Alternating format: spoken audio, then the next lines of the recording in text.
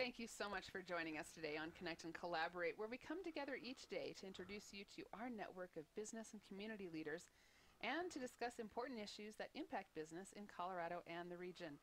This week on Connect and Collaborate, we are focusing on secondary education, and we have a great sponsor for this week. TalentFOUND connects students.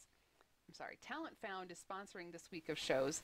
TalentFOUND connects students, job seekers, workers, and businesses with the programs, tools, and resources to design their own unique paths to career and business success.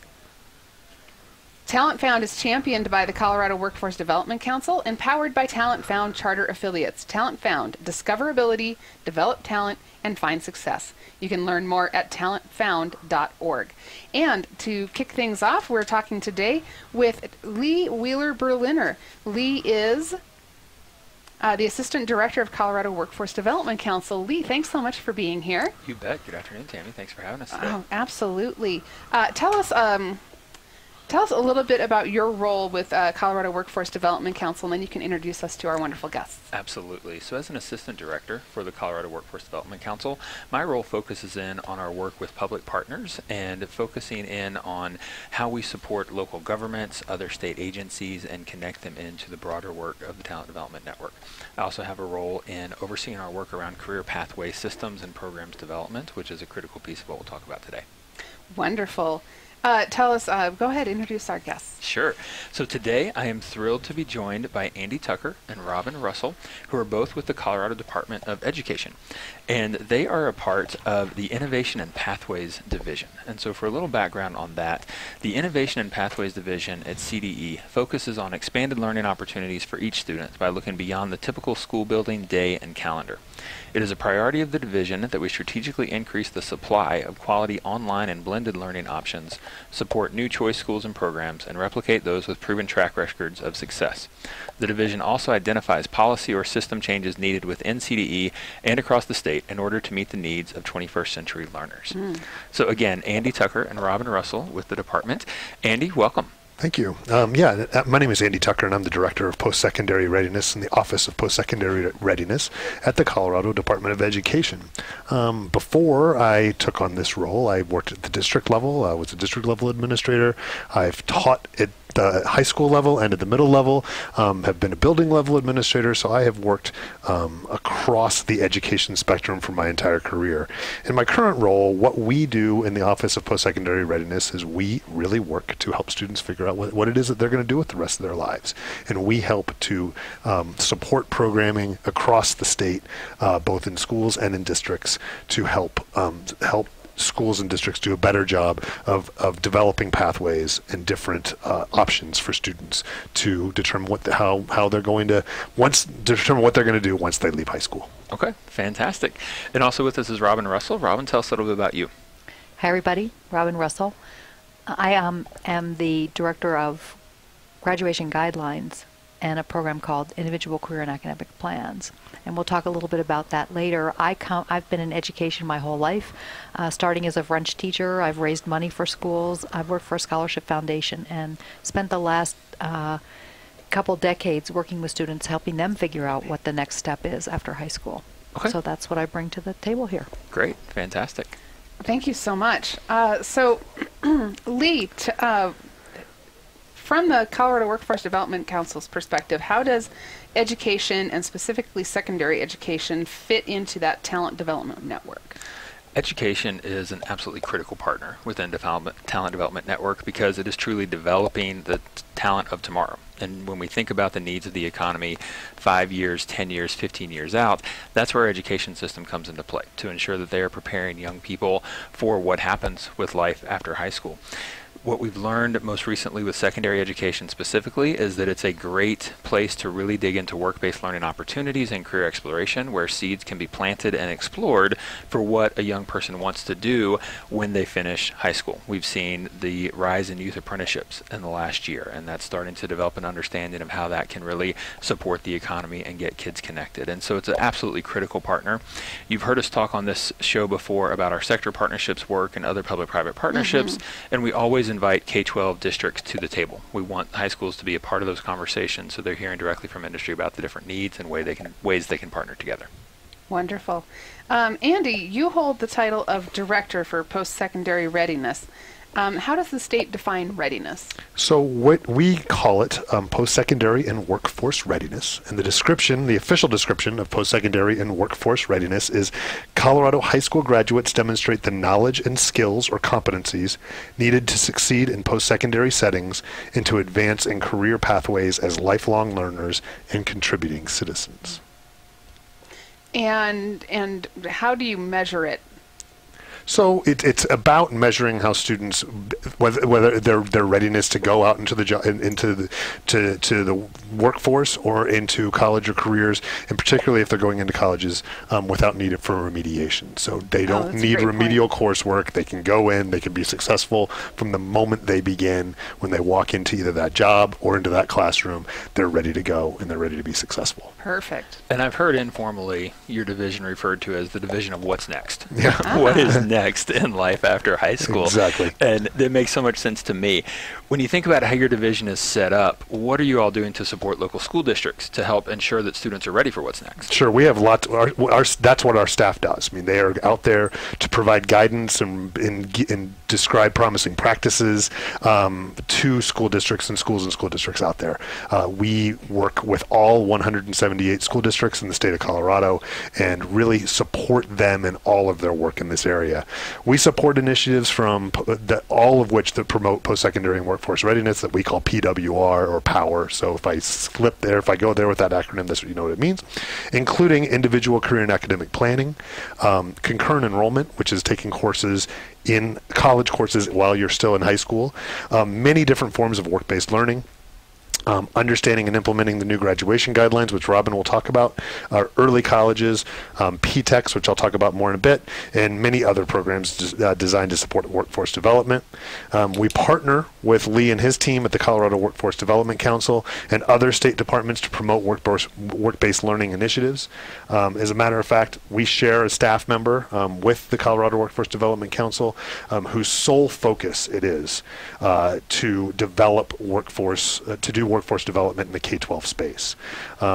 That employee brings together partners and shares promising practices and resources that help get the work-based learning initiatives, such as internships, apprenticeships, and other things off the ground at the school and at the district level.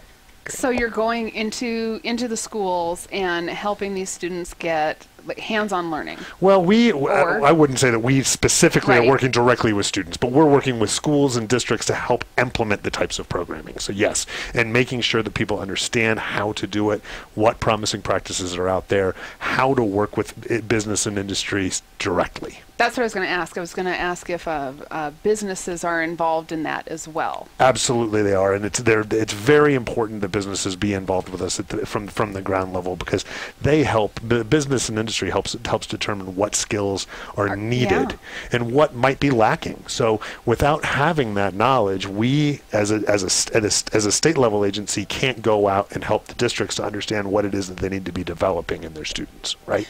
So they provide us that background that we need in order to help this K-12 space. Sure. A lot of times educators think that we need to connect with business to just get information.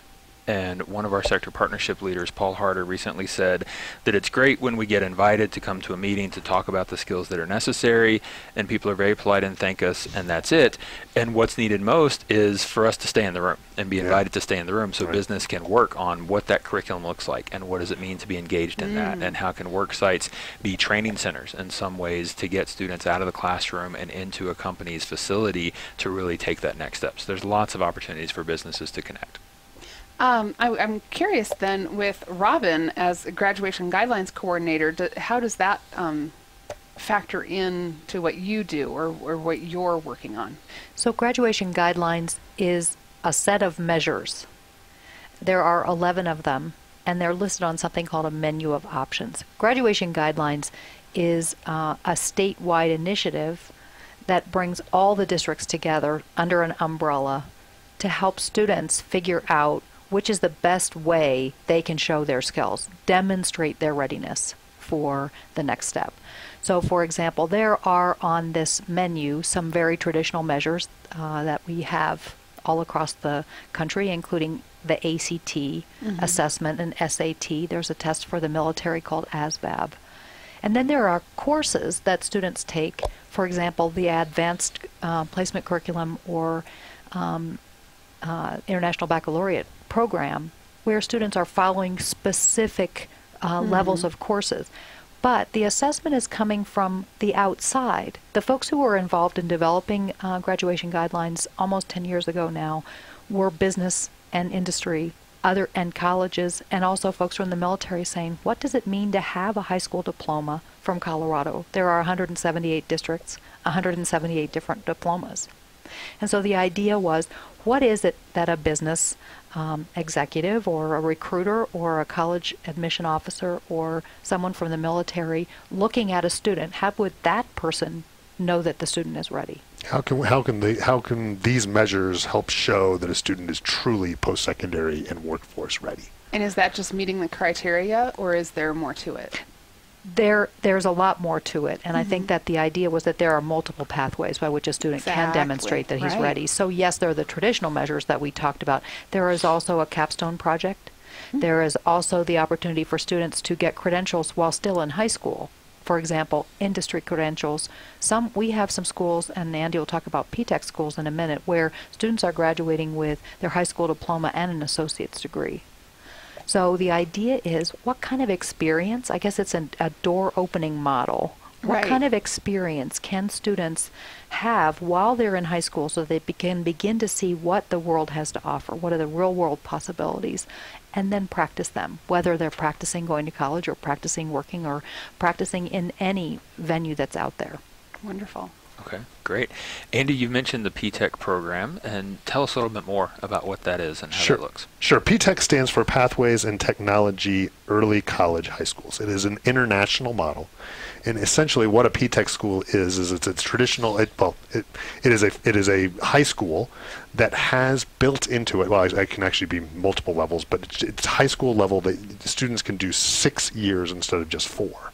And in those 6 years, the PTech school, the way they're set up is a student takes the traditional, earns a high school degree, but can also earn an associate's degree. And in order to be a PTech, you have to have an industry partner, a business partner, that will work with you to provide on-the-ground work-based learning opportunities for your students while they are taking both their high school and college coursework. So it is a partnership between between the schools and the industry partner and the institution of higher education. So it's a three-pronged partnership that provides students with very, very unique opportunities. Yesterday, I was at a meeting with a whole bunch of with leadership from the different PTech schools. We only have 3 of them in the state right now. There are many more that are looking. Many other school districts are looking for to do this. And in this meeting were representatives from all of those groups. So from the schools, from the districts, from the industry partner, and from the institutes of higher learning, of higher education. So, and they all just talked about the incredible opportunity it is for students to get done with high school it's 6 years, so they go a couple of extra years, but they've earned not only a high school diploma, not only an associate's degree, but incredibly valuable work experience on the ground, on the job. I was fortunate to be at one of the launch with St. Vrain, and I think they're working with AT&T. Is that right? St. Vrain's working with IBM. I keep mixing them up. Yep. I'm so sorry. So they're working with IBM, and you mentioned working with the businesses, but each student gets a mentor and helping them through navigating. Like maybe that mentor then can see, and that's a business person or somebody who's working with that company, and they can see, oh, maybe you should develop these skills a little bit, or these here soft skills where you're going to have to learn how to communicate this way, and not only that, then they have that mentor then can become a referral, precisely. into the business. Yeah, precisely. In the meeting yesterday, they were talking specifically about a lot of the mentorship opportunities that all of these different PTech schools have been able to do. And they were talking, IBM in particular was talking about how they were bringing people into the schools to talk about these quote-unquote soft skills, to talk about how, your online presence, and how as a 14-year-old your online presence, it's permanent. It can really affect you down the road. And you think it's cool to talk about this or use these words, but everybody's looking. Right. And so these mentors are doing all these different mentorship type of. It's not just about how to do a job, but it's about how can you be a professional in the workplace. And providing these skills to these students is such a unique opportunity when you're 14, 15, 16 years old. It's not something most students get. Right. Again, it's a very, very in-depth application process to become a P-Tech. Again, we only have 3 right now. We've got there are others we know that are interested. There were others at the meeting yesterday, for example, who are other school districts that are very, very interested in opening a P-Tech. But it's a long process. But the other thing that's very important for your audience to understand is that it is, there is great benefit to the organization, to the companies, because it really is a talent pipeline. Yes. It's a way to really develop skills and competencies in these students, to give them experience in your business, so they can learn the skills in what you do, so that they can come to you right out of high school or come while they're in college or whatever it happens to be. It's a very, very mutually beneficial relationship. And for a business, what we've heard from those companies that are engaging and working with students and bringing them in and giving them that training and support is that this isn't just creating the next group of workers, it's sparking re-engagement of some of their older workers. Oh, yeah. If you have companies who have employees who have been around a long time, who may be nearing retirement, if you give them that project where they have a chance to share their knowledge, to get someone else started on their path, it can get them re-engaged. And we know that an engaged employee is a productive employee. So there's benefits across the spectrum for companies that get engaged. Andy, the P-Tech is a great model for a partnership between a business and a high school. What are some of the other models that a district or a high school would utilize to create work-based learning opportunities and to prepare students?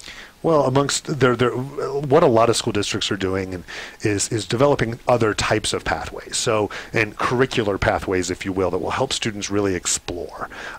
So, for example, a school district may create a health professionals pathway.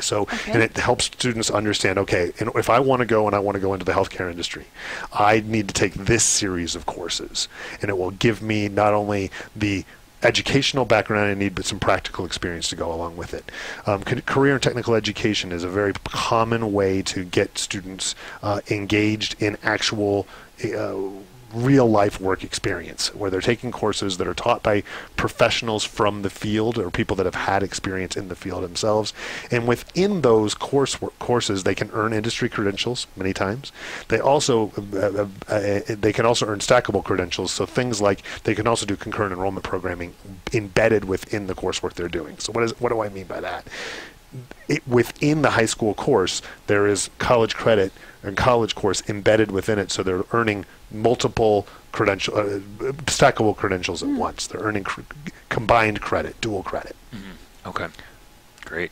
So, Robin, it sounds like the guidelines for graduation are designed to have a lot of flexibility, so that if healthcare is in demand in a school district's area, then they could create that curriculum, or they could do something else that matches what their local needs are. Is that accurate? That's exactly right. And I think that the districts are beginning to learn about ways that they can engage with business. I think the practice before has been maybe a one-off conversation. They knock on the door of the business and say, could you come over to our career fair or come over and talk to our families?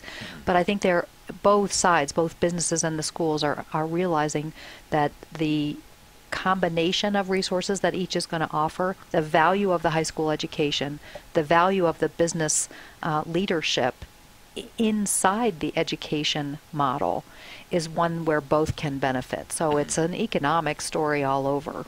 Absolutely. Okay. So I recall my high school experience. My freshman year, there was a sheet handed to us that said you can get a general diploma, an advanced diploma, or an honors diploma. Pick one. And that was it. I did not grow up in Colorado. I didn't have the benefit of the Colorado high school system.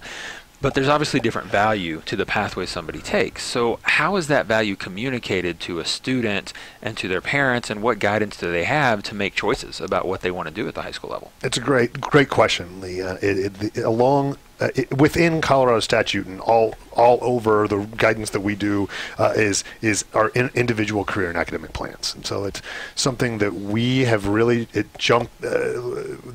state really values, is helping students and families to have staff people in the schools sit down with them and help them understand the different options that are available. Help them do interest inventories and get out there and really understand what options exist.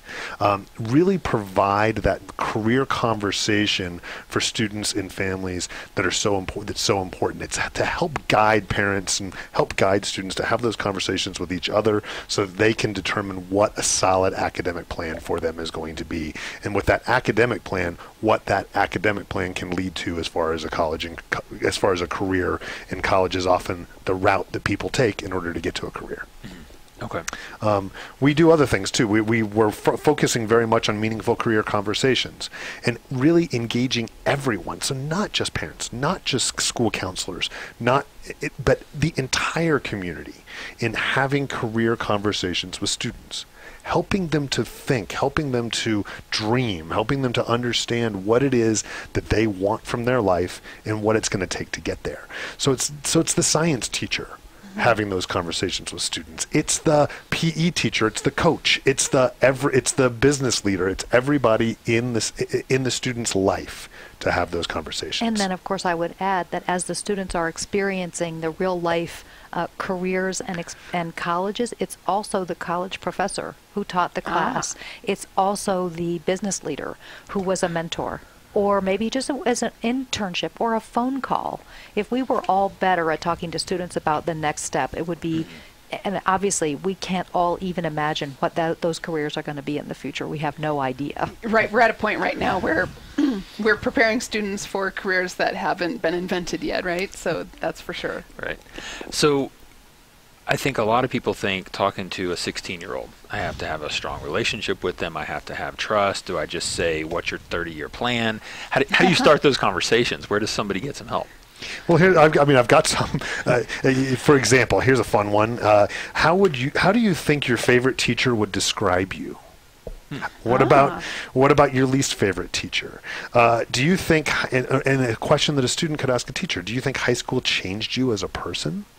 If so, how? And help guide you and help you, things that teachers can talk about in their classroom. I mean, most teachers, for example, many teachers did not go directly into education. They started somewhere else. Well, what led you to that career path? And even if you did become a teacher immediately, how did you get there? What interested you in this field? Talking to just business leaders, helping people to understand, students to understand how they got from point A to point B. And many people went through point C, D, E, and F before they got to point B, right? So their careers have gone all over the place. So it's encouraging people to have those conversations with each other. Okay. How about one? Describe a time you felt successful. What we have heard from many business leaders about what they're looking for in students is, can you articulate the things that you're good at? Are you good at, and so this is true for if a student is writing an essay for a scholarship, it's true if the student is writing an essay for college, it's true if she or she is having an interview or on a radio station. For example, the idea is if the student can articulate what it is that he or she is so good at, it really does help in every situation. And that's what readiness is. Right. That's what I find actually, even as hosting a radio show, when I talk with people that know their subject matter so well that they can do it seamlessly, and I'll sit and just be envious of that skill. So that's a talent. That's a ability that goes very far. Absolutely. And these tips, these conversation starters, can be shared with a company if they want to encourage their employees to become mentors. There's a way to get some of these resources, right? Absolutely. All this stuff is available on the Colorado Department of Education website and the Office of Postsecondary Readiness. We have meaningful career conversation starters right there. So people want to go grab them. Wonderful. We've also worked very closely, I'm sorry to interrupt, but we've also worked very closely with the American School Counseling Association. Colorado has to guide the conversations at the national level. Okay, fantastic.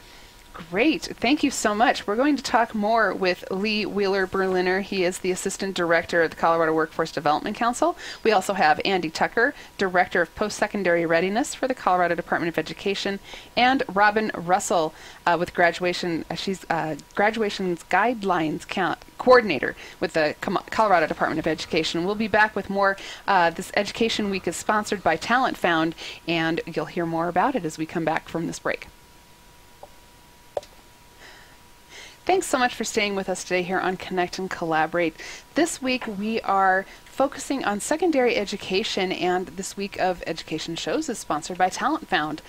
TalentFOUND connects students, job seekers, workers, and businesses with the programs, tools, and resources to design their own unique paths to career and business success. TalentFOUND is championed by the Colorado Workforce Development Council and powered by TalentFOUND charter affiliates.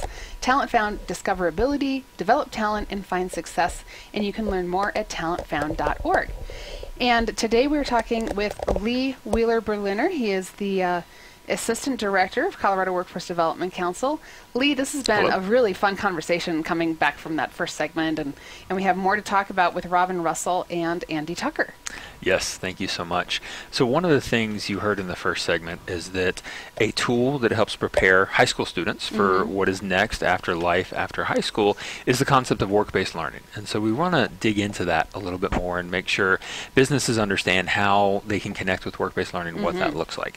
One of the tools that the council has worked to set up in partnership with the Department of Education and a lot of other stakeholders in our talent development network is really creating a definition for what work-based learning is. And ultimately what we've landed on is that work-based learning is a continuum of activities that occur in part or in whole in the workplace that provide the learner with hands-on real-world experience.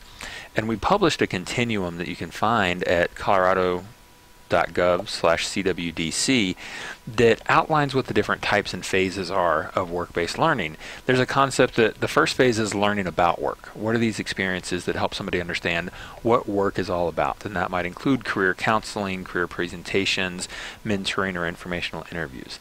The second phase that we've identified are activities that are essentially learning through work. And what can a student or an adult do to prepare themselves to become career ready? So this might include a clinical experience, it might include an internship, it might be project-based learning in some way. We then have learning at work, and this is the hands-on career training that primarily takes place in the business, in the workplace. It is led by that business and includes on-the-job training and apprenticeships as well. So these are some types of experiences that we've outlined and defined. And a big reason why we undertook this project to create the continuum is that we want to accelerate work-based learning in the state of Colorado. We know that this is a tool that can help to fill in the gaps that we have in our talent pipeline and ensure that the strong economy we have now can continue to grow and can continue to find the workforce that is necessary for businesses to continue to grow. So we're excited to talk more about what work-based learning looks like at the secondary level, specifically this week. Robin, you talked earlier a little bit about the graduation guidelines, and that's a big part of your role in terms of helping a student understand how they prepare and what they need to do. Can you just give us a quick summary of what those guidelines are and how they help prepare students or ensure that students are prepared for life after high school? You bet. Well, I want to take one step back and talk a little bit about what graduation guidelines are and where they came from. Colorado, as we talked a little bit about this before, has 178 districts, and at the moment, each district has the authority to give a diploma, and so there are 178 different kinds of diplomas in the state. And 10 years ago at the legislature, when they were talking about what does it mean to graduate from high school and how can we value that experience, a lot of business leaders and colleges and also military recruiters were there at the legislature talking to everyone, lots of education bills at that time, about what it means to be ready for the next step. And yes, we know what the grades are in the schools and we know what courses the students are taking. That's very common.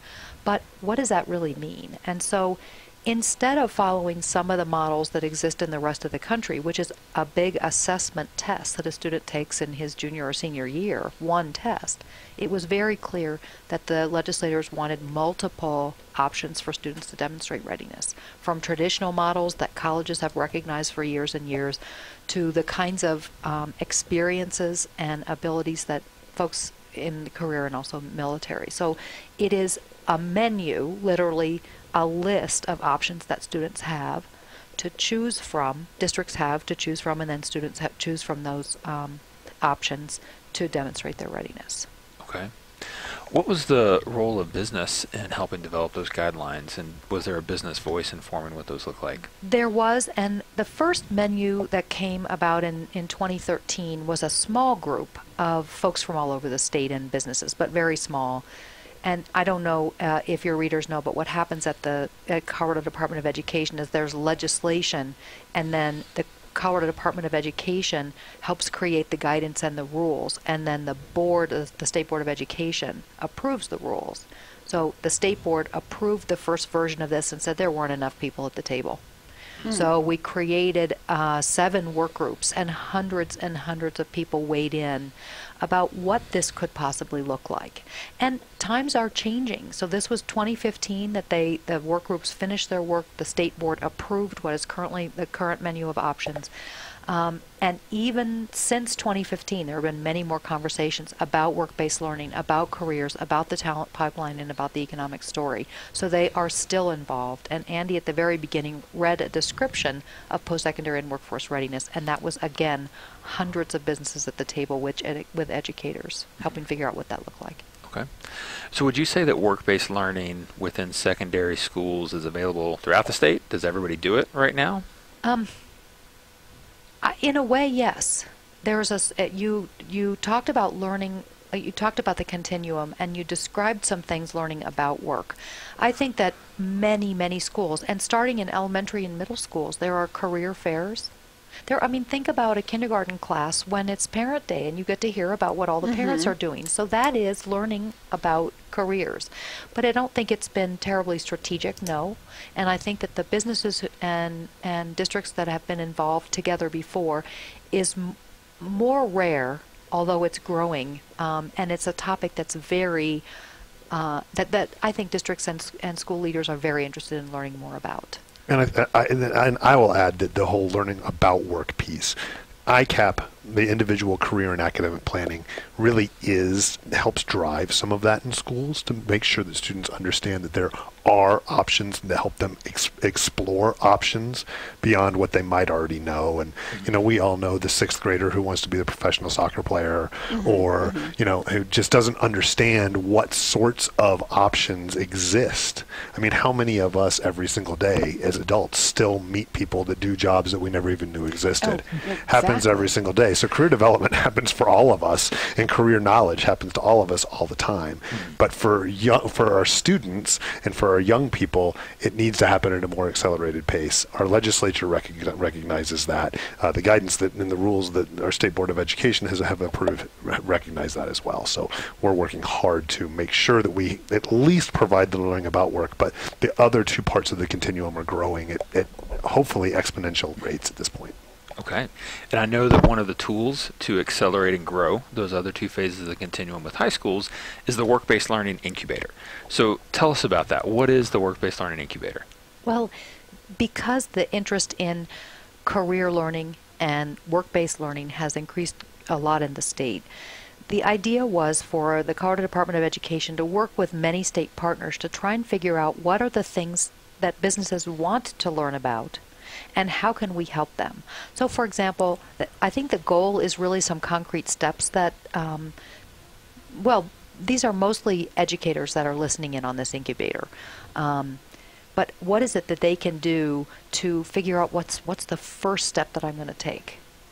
They've got to learn about what's out there, then what's the first step that I'm going to take. So it's really a concrete way. And it was the districts that asked the state to put on this incubator. And so we've had a couple of sessions so far. The first one was really just gathering as many districts. There are about 33 on each. I would say a third of the districts are on each of the calls, the webinars that we have once a month. But we have covered topics such as policy. We've talked about career conversations, which Andy was talking about before. How do you do that? How do you have a career conversation?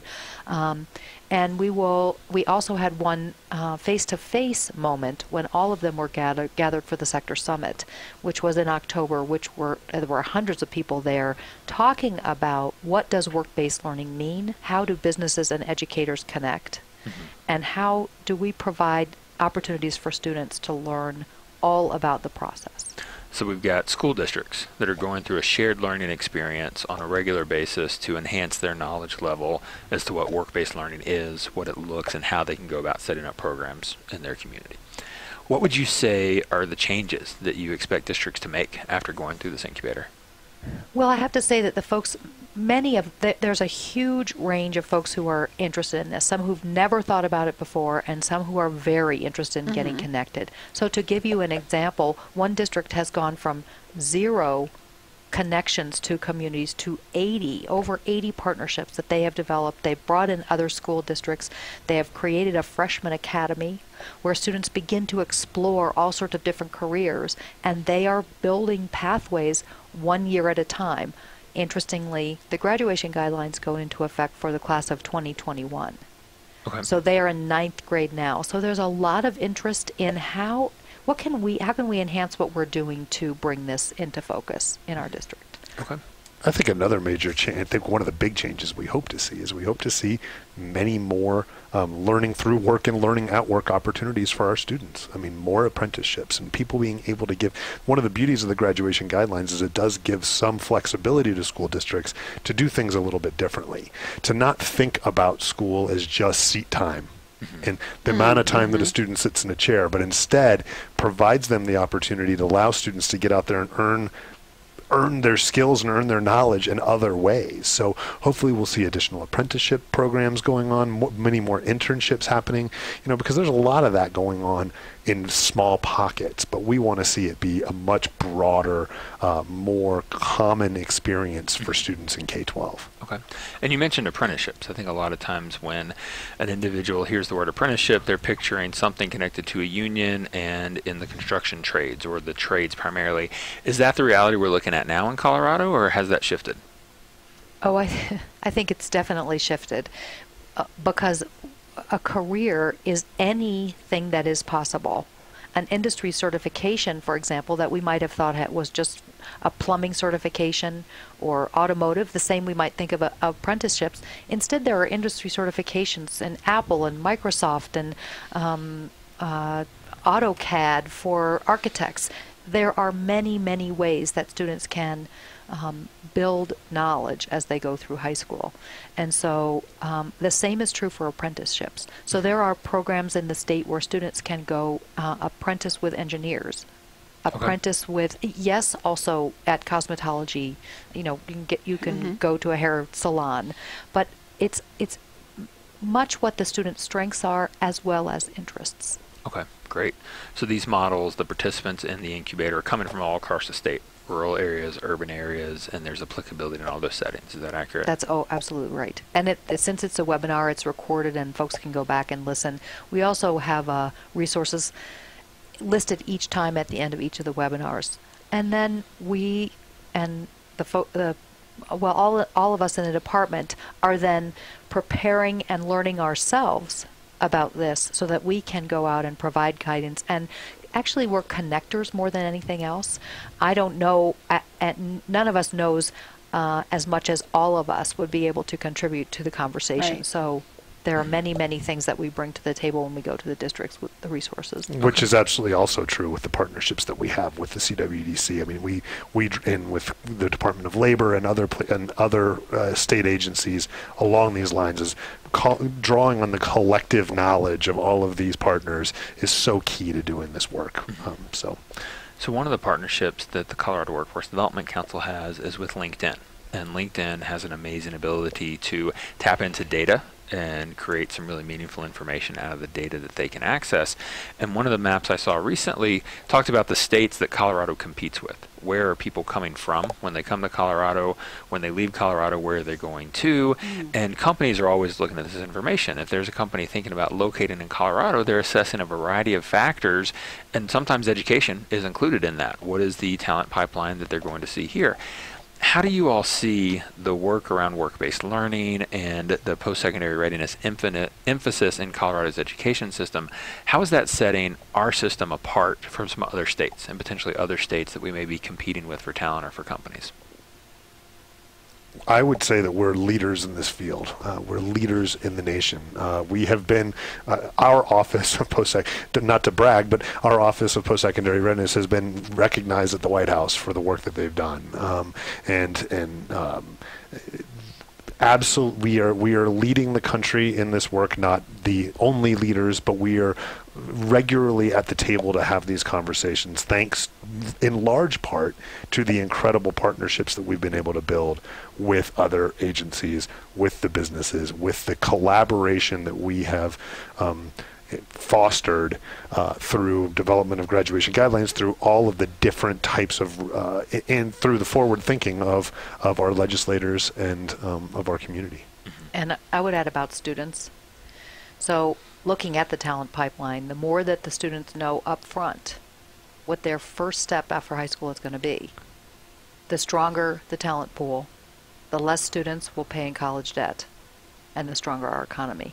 So really, it is, if we can demonstrate to businesses that that's the focus of all of this energy, it will make a huge difference. So if I'm a business thinking about how do I grow my workforce and attract talent, number one, I can look to our secondary education system in this state, create partnerships that are going to develop my talent pipeline from within, but then also I can use that as a selling point when I'm trying to attract talent coming into Colorado from other states.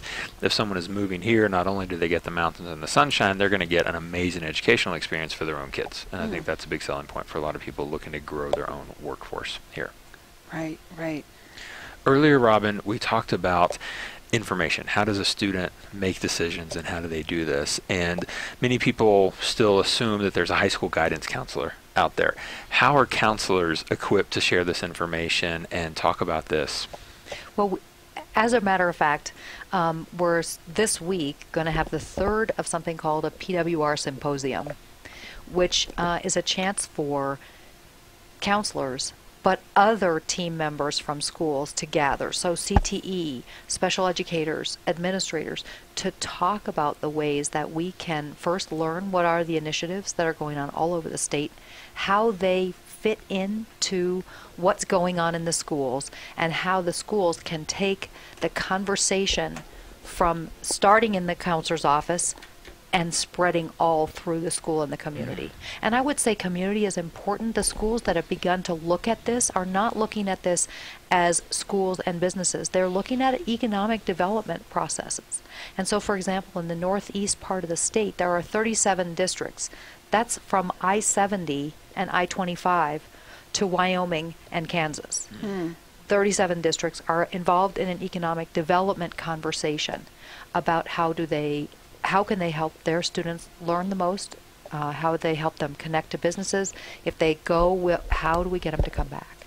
So these are some of the things that really economics are driving that part of the story.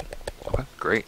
We definitely believe at the Colorado Workforce Development Council that public-private partnerships are an amazing tool to accelerate education for our youth, to help individuals find jobs who need assistance in obtaining employment, and to fill in the talent pipeline for employers. And we have a vision and a definition of what a thriving work-based learning community looks like and what that means.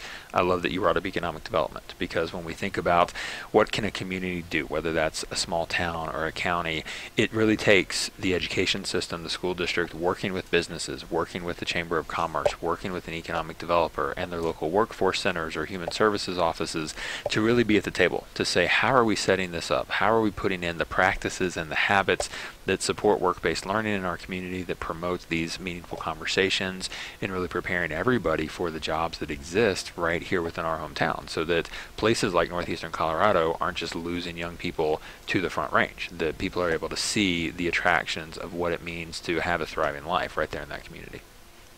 That's absolutely right. And I would say that as the students are beginning to explore and experience and excel at these projects and at different ways of learning, they're going to be better prepared to figure out which direction they're going in. And I would say that then they also would know, is it a community college where I would learn this? Am I maybe getting some college credit before I even go outside of the school? Right. So I think there are many ways that actually K-12 and also the university community, the community college training centers helping students to get the skills now. So if a community is interested in pursuing this and they want to know if their district's involved in the incubator or a district wants to get involved, what do they do? Who do they reach out to? Well, they could reach out to either one of us. They could type in work-based learning incubator, and I think we might be the only one, certainly. Wow. Or you could put CDE, WBL incubator. Okay. Or Robin or Andy, and just right onto the Colorado Department of Education website, and you'd pop right on there. Okay. And is the vision that will repeat in the future and bring in new cohorts of individuals and I districts? certainly hope so. This is only the first year, so we have 3 more webinars this year, and then yes, I predict that we will start over, and that some of the folks one of the things I forgot to say is that we have all sorts of districts and the idea is that people can see and hear about examples. Mm-hmm. And so I predict that the folks who are listening in now will be experimenting with some of the things that are working in their communities, yes, and then showing them off. So yes, it's a continuous learning project. And we definitely want to draw on the expertise of our partners and of those folks that are in the WBL incubator now, so that they can share, as Robin was saying, some of their successes and the challenges that go along with this. And it's important to note that, again, this is a partnership that we do with the WBL incubator is in partnership with the Colorado Workforce Development Council, and our we are drawing on as much expertise as we can to help school districts across the state to do this part of the workforce development better. Okay. And what are some of the benefits that you see to businesses that the incubator will help create? Oh my goodness. Well, I think for them, it's helping to figure out with the talent pipeline. They get to see right now and work with students who may be able to come right working with them later. So for example, if they develop an internship program, which is a shorter version of how kids could learn at work, if it becomes a more formal relationship where they're developing apprenticeships, then the idea is that the students are working with them, that the employers are getting to know the students. Again, I think it's an economic story for them. I also think it's important to know that the businesses really need to help drive the process, that this isn't something that I think before it's been a lot of educators who may have reached out to businesses. But now I think there are collections of businesses who are working together to figure out what their needs are, sector partnerships they're called, and that's a chance then for educators to be part of the community development process. So what's the benefit to businesses? Talent, for sure. Grow in their own. Grow your own talent. And recognizing the power of K-12 education and how businesses can be involved in creative ways. Okay, great. Can you share any examples, just as we have a couple minutes left, of a business relationship in those incubators or with the schools where it's really working? We had the example earlier in the P-Tech schools. Do you have a business? Well, yes. For example, I could talk about Salida, for example, where they have been building tiny homes for the staff. And it's the construction teams that are working with the students to build the housing. Oh, wow. So that's one way, for example. Let me think of some other examples. And I mentioned maybe you were going to say one. I saw a project-based learning example where you had high school students who were working towards industry certifications in the tech industry, and this district was contracting with tech companies in Boulder County, so the kids were doing the work. They were getting paid $10 or $11 an hour to apply their skills immediately in coding and app development for the companies. Wow, that real hands-on work not just the work, but learning that experience of what would a day-to-day job look like? What skills do I need to have to be able to work with others? That's beyond what the educational need is as well. And education. Yeah. Adding that in there, that when you're building houses, or, you're learning geometry. Absolutely. When you're coding, imagine all this. So yes. Oh, this has been such a wonderful conversation. Thank you so much, Lee Wheeler-Berliner, for bringing everybody in today. He's the Assistant Director of the Colorado Workforce Development Council. Our other guests have been Andy Tucker, the Director of Postsecondary Readiness with Colorado Department of Education, and Robin Russel, Graduation Guidelines Coordinator with the Colorado Department of Education. Thank you all so much for sharing your experience, sharing what you're studying and working on to help increase that workforce readiness for our young students. Thank you so much for having us. It was a great pleasure to be here. Yes, thank you all. Appreciate it. Thank you. And thank you, TalentFOUND, for sponsoring this week of our focus on secondary education. Thank you for listening. Have a great day.